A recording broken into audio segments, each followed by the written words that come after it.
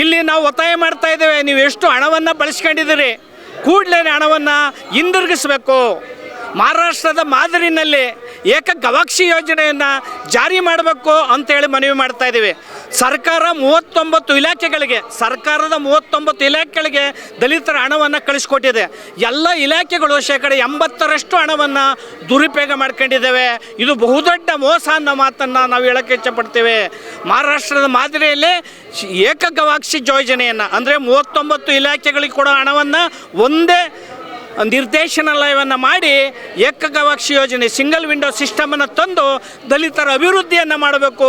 ಇದು ಸಂವಿಧಾನದ ಆಶಯ, SC ST TSP ಕಾಯ್ದೆಯ ಆಶಯ ಅನ್ನೋ ಮಾತನ್ನು ಹೇಳೋದ್ರ ಮೂಲಕ ಮುಂದಿನ ಬಜೆಟಲ್ಲಿ ಸನ್ಮಾನ್ಯ ಶ್ರೀ DK ಶಿವಕುಮಾರ್ ಅವರು ಪರಿಶಿಷ್ಟ ಜಾತಿಯವರ ಜನಸಂಖ್ಯೆ ಆಧರಿಸಿದಂತೆ ನೀತಿ ಆಯೋಗದ ನಿರ್ದೇಶನದಂತೆ 24.1% ಹಣವನ್ನು ಪರಿಶಿಷ್ಟ ಜಾತಿಯವರ ಅಭಿವೃದ್ಧಿಗೆ ನಿಗದಿ ಮಾಡಬೇಕು. ಮತ್ತು ಅಷ್ಟು ಹಣವನ್ನು ಅವರ ಅಭಿವೃದ್ಧಿಗೆ, ಆರ್ಥಿಕ, ಸಾಮಾಜಿಕ, ಶೈಕ್ಷಣಿಕ ಅಭಿವೃದ್ಧಿಗೆ ನೇರವಾಗಿ ಬಳಸಿ ಅವರ ಸಬಲೀಕರಣವನ್ನು ಮಾಡಬೇಕು ಅಂತ ಈ ಮೂಲಕ ಆಗ್ರಹವನ್ನು ಮಾಡ್ತಾ ಇದ್ದೇವೆ. ಕೇಂದ್ರ ಸರ್ಕಾರದಲ್ಲಿ ಕಾಯ್ದೆ ಇಲ್ಲ, ಕೇಂದ್ರ ಸರ್ಕಾರದಲ್ಲಿ ಯೋಜನೆಗಳಿಲ್ಲ, ಪರಿಶಿಷ್ಟ ಜಾತಿಯವರಿಗೆ ಅನ್ಯಾಯವನ್ನು ಮಾಡ್ತಾ ಇದೆ. ನೀತಿ ಆಯೋಗದ ಒಂದು ನಿರ್ದೇಶನವನ್ನು, ಯೋಜನಾ ಆಯೋಗದ ನಿರ್ದೇಶನವನ್ನು ಕೇಂದ್ರ ಮತ್ತು ರಾಜ್ಯ ಸರ್ಕಾರ ಉಲ್ಲಂಘನೆ ಮಾಡ್ತಾ ಇದ್ದೇವೆ. ಪರಿಶಿಷ್ಟ ಜಾತಿಯವರು ಜೀತದಲ್ಲಿದ್ದಾರೆ, ದೇವದಾಸಿಗಳಾಗಿದ್ದಾರೆ, ತಲೆಯನ್ನು ಮಲಮರುವಂಥ ಪದ್ಧತಿ ಇನ್ನೂ ಜಾರಿಯಲ್ಲಿದೆ.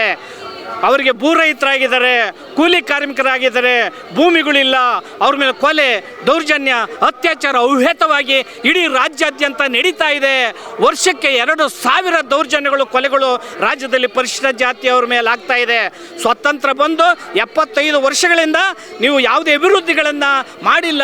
ಹೆಚ್ಚು ಕಾಂಗ್ರೆಸ್ ಸರ್ಕಾರ ದಲಿತರಿಗೆ ಮೋಸ ಮಾಡಿದೆ ಅನ್ನೋದನ್ನು ಹೇಳೋದ್ರ ಮೂಲಕ ಸಿದ್ದರಾಮಯ್ಯನವರು ಒಬ್ಬರೇ ಪರಿಶಿಷ್ಟ ಜಾತಿಯವರ 1 ಲಕ್ಷ ಹಣವನ್ನು ದುರುಪಯೋಗ ಮಾಡಿದ್ದಾರೆ. 12 ವರ್ಷದಲ್ಲಿ 1.5 ಲಕ್ಷ ಕೋಟಿ ಹಣವನ್ನು ಪರಿಶಿಷ್ಟ ಜಾತಿಯವರು ನುಂಗು ನೀರು ಕುಡಿದ್ದಾರೆ. ಇದು ಸಂವಿಧಾನದ ಆಶಯಕ್ಕೆ SC ST TSPಯ ಒಂದು ನಿರ್ದೇಶನ, ಆಶಯ ಮತ್ತು ಅದರ ಉದ್ದೇಶಗಳಿಗೆ ಭಂಗ ಬಂದಿದೆ. ಆದ್ದರಿಂದ ಎಚ್ಚೆತ್ಕೊಂಡು ಓಡಿದರೆ ಇಡೀ ರಾಜ್ಯಾದ್ಯಂತ ದಲಿತ ಸಂಘಟನೆಗಳ ಒಕ್ಕೂಟ ಇಡೀ ರಾಜ್ಯದಾದ್ಯಂತ 31 ಜಿಲ್ಲೆಗಳಲ್ಲೂ ಕೂಡ ಹೋರಾಟ ಮಾಡ್ತೇವೆ. ಮತ್ತು ಜನಜಾಗೃತಿ ಕಾರ್ಯಕ್ರಮವನ್ನು ಮಾಡಿ ಕಾಂಗ್ರೆಸ್ಸನ್ನು ಮುಕ್ತವನ್ನು ಮಾಡ್ತೇವೆ ಅನ್ನೋ ಮಾತನ್ನು ಈ ಮೂಲಕ ಎಚ್ಚರಿಕೆಯನ್ನು ಕಾಂಗ್ರೆಸ್ ಸರ್ಕಾರಕ್ಕೆ ಕೊಡ್ತಾ ಇದ್ದೇವೆ. ನೋಡಿ, ಸಚಿವರುಗಳನ್ನು, ದಲಿತ ಸಚಿವರನ್ನ ಸುಮ್ಮನೆ ನೆಪ ಮಾತ್ರಕ್ಕೆ ಇಟ್ಕೊಂಡಿರ್ತಾರೆ. ಏನು ಮಾದೇವಪ್ಪ, ಮುನಿಯಪ್ಪ ಅಂತೇಳಿ ಸಿದ್ದರಾಮಯ್ಯನವ್ರು ಗದ್ದಿಸಿದ್ದನ್ನು ಕಣ್ಣಾರೆ ನಾವು ಕಂಡಿದ್ದೇವೆ. ಈ ಕೆಲಸವನ್ನು DK ಶಿವಕುಮಾರ್ ಅವರು ಮಾಡಬಾರ್ದು. ಅವ್ರಿಗೆ ಸಮಾಜ ಕಲ್ಯಾಣ ಇಲಾಖೆ ಯಾರಿಗೆ ಕೊಡ್ತಿರೋ ಅವ್ರನ್ನ ವಾಲಂಟ್ರಿಯಾಗಿ ಸ್ವತಂತ್ರವಾಗಿ ಬಿಡಿ. ಸಂವಿಧಾನದ ಆಶಯಗಳು SC ST TSP ಹಣವನ್ನು ಅವ್ರು ನಿಗದಿ ಮಾಡಿ ಅವ್ರು ನೇರವಾಗಿ ಅವ್ರ ಸಬಲೀಕರಣಕ್ಕೆ ಬಳಸಬೇಕು. ಮತ್ತು SC ST TSPಯ ಏನು ಆ ನಿರ್ದೇಶನಗಳು, ಉದ್ದೇಶಗಳು ಏನಿವೆ ಅದು ಈಡೇರೋದಕ್ಕೆ ಅವಕಾಶವನ್ನು ಮಾಡಿಕೊಡ್ಬೇಕು ಅಂತೇಳಿ ಈ ಮೂಲಕ ನಾವು ಈ ಧರಣಿ ಮಾಡೋದ್ರ ಮೂಲಕ ಫ್ರೀಡಮ್ ಪಾರ್ಕಲ್ಲಿ ಒತ್ತಾಯ ಮಾಡ್ತಾ ಇದ್ವಿ ಎಲ್ಲ ದಲಿತ ಸಂಘಟನೆಗಳು. ನೋಡಿ, 8 ನಿಗಮಗಳಿದ್ದಾವೆ. 8 ನಿಗಮಗಳಿಗೂ ಕೂಡ ತಲಾ 1,000 ಕೋಟಿ ಕೊಡಬೇಕು ಅಂತ ಹೇಳಿ ದಲಿತ ಸಂಘಟನೆಗಳು ಅನೇಕ ಬಜೆಟ್ ಮೀಟಿಂಗಲ್ಲಿ ಒತ್ತಾಯ ಮಾಡಿದ್ದೇವೆ. ಮತ್ತು ಧರಣಿ ಮೆರವಣಿಗೆಗಳನ್ನು ಮಾಡಿದ್ದೇವೆ. ಯಾವುದನ್ನೂ ಕೂಡ ಸಿದ್ದರಾಮಯ್ಯನವರಾಗಲಿ BJP, ಕಾಂಗ್ರೆಸ್ಸು, ಜನತಾದಳ ನಮ್ಮನ್ನು ಹೋರಾಟವನ್ನು ಗಣನೆಗೆ ತಗೊಂಡಲೇ ಇಲ್ಲ. ಅನೇಕ ಸಭೆಯನ್ನು ಮಾಡಿದ್ದಾರೆ. ನಮ್ಮ ಹೋರಾಟದ ಅಥವಾ ನಾವು ಕೊಟ್ಟಂಥ ಹಕ್ಕೊತ್ತಾಯಗಳನ್ನು ಗಮನಿಸಲೇ ಇಲ್ಲ. 53 ಶಾಸಕರಿದ್ದಾರೆ.